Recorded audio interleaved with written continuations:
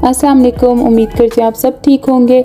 आज के व्लॉग में मैं आपसे शेयर करूँगी अपनी लास्ट वीक की रूटीन। बच्चों को स्कूल ड्रॉप करने के बाद हम चले गए रूवी, जो कि हमारे घर से तकरीबन 30 मिनट्स ड्राइव पर। यहाँ पर एक बहुत पुरानी मार्केट है जहाँ से आपको फ्रेश वेजिटेबल्स और फ्रूट्स मिलते हैं। कभी कभी ऐसे होता है कि हमें जो सुपरमार्केट्स हैं वहाँ पे फ्रेश चीज़ें नहीं मिलती, तो हम अक्सर यहीं पे आते हैं। यहाँ से मुझे गोभी मिल गई थी, तो मैंने घर आकर सबसे पहले नाश्ता वगैरह किया। उसके बाद फिर मैंने गोभी गोश्त रख दिया पकने के लिए। बच्चों के आने में क्योंकि थोड़ा सा टाइम रह गया था, तो मैंने बस कुकर में ही सब मसाले वगैरह डालकर मटन रख दिया पकने के लिए। और जब ये 80% हो गया तो मैंने उसमें फिर गोभी काट के डाल दी। मुझे लगता है ये कुकर वगैरह ने हमारी लाइफ काफ़ी इजी कर दी है, पर कुछ लोगों को अभी भी इसमें पकाना पसंद नहीं है। उनको लगता है कि शायद इसमें जो है ना, खाने का टेस्ट उस तरह नहीं आता जो गोश्त काफ़ी देर तक जो पकता रहता है। बट मेरे ख्याल से तो इसमें भी ठीक बन जाता है। बच्चों का स्कूल से आते ही सबसे पहला सवाल होता है कि आज लंच में क्या बना है, और अगर उनकी मर्ज़ी की चीज़ ना बनी हो तो बस उनको 10-15 मिनट तो मनाने में ही लग जाते हैं। तो वही हुआ जिसका डर था मुझे। स्कूल से आते ही सबसे पहला सवाल ज़ुहैब का यही था कि आज खाने में क्या है, और मेरा जवाब सुनते ही उसका ये रिएक्शन था।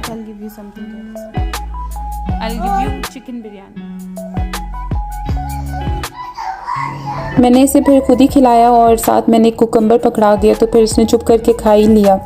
ये अब नेक्स्ट डे का क्लिप है।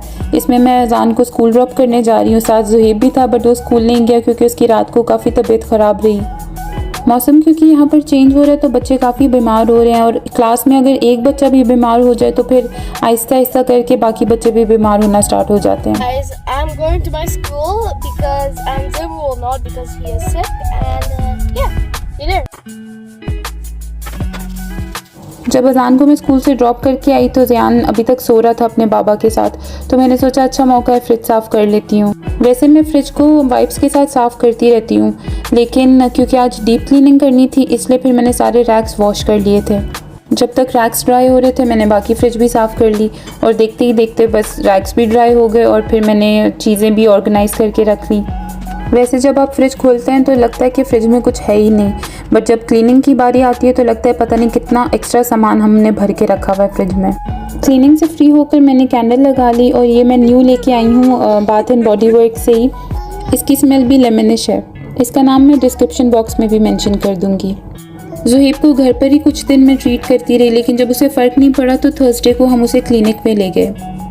यहाँ पर डॉक्टर्स अक्सर ही जब वायरल होता है बच्चों को तो ज़्यादा मेडिकेशन अवॉइड करते हैं, और जो भी सिम्टोमेटिक ट्रीटमेंट होता है वो घर पे करने के लिए कहते हैं। तो बस पहुँचते ही सबसे पहले वाइटल्स वगैरह चेक हुए ज़ुहैब के, और यहाँ पर आकर पता ही नहीं चल रहा था कि मरीज़ कौन है और हम यहाँ पर क्यों आए हैं। खैर डॉक्टर ने इसको देखा और बताया कि माइल्ड सा वायरल ही है इसे।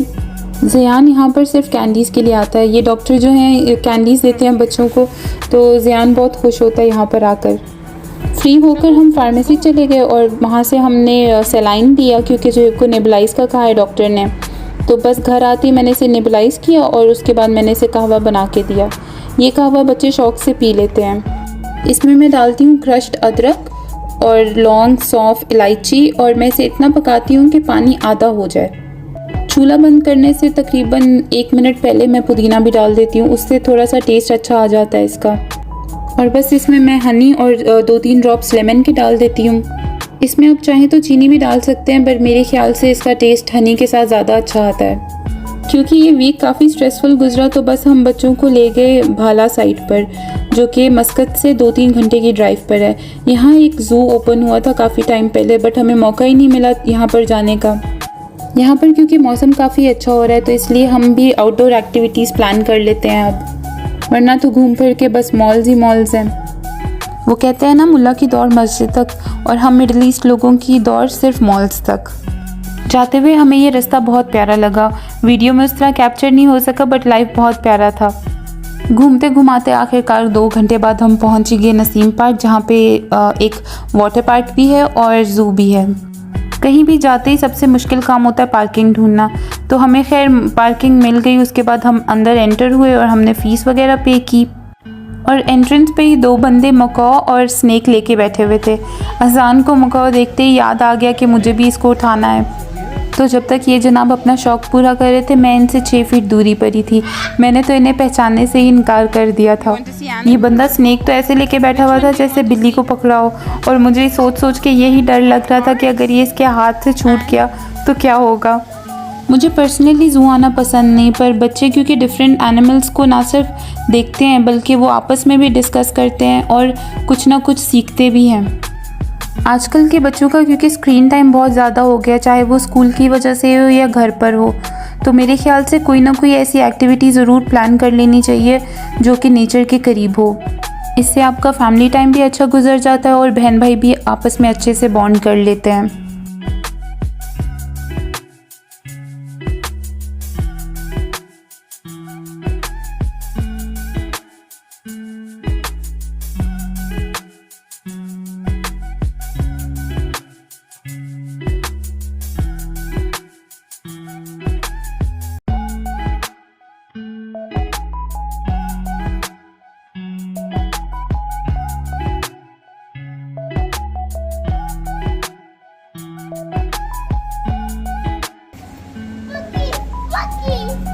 यहाँ पर ज़ियान बहुत ज़्यादा खुश हो गया था।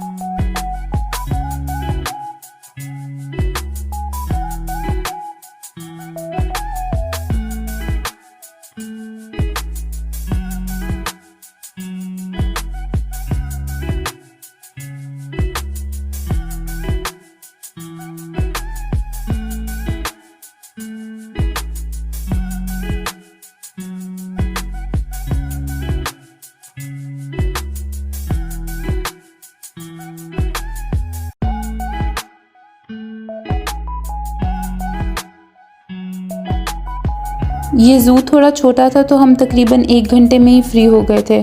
तो बस हम एग्ज़िट की तरफ जा रहे थे तो यहाँ पर इनका वाटर पार्क हमने देखा और जाते जाते बच्चे और एनिमल्स देखने लग गए।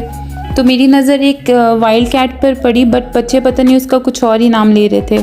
उसका फेस काफ़ी अपसेट था और बस मैं वो देख के बहुत परेशान हो गई। खैर हम 7 बजे तक घर पहुँच गए थे। फिर हमने बस खाना वगैरह खाया और बच्चे जल्दी सो गए थे क्योंकि वो काफ़ी थक चुके थे। तो आज का व्लॉग मैं यहीं पे एंड करूँगी। आई होप आपको पसंद आया होगा। कमेंट और लाइक ज़रूर किया करें, इससे बहुत मोटिवेशन मिलती है। मिलते हैं अगले व्लॉग में, तब तक के लिए अल्लाह हाफ़िज़।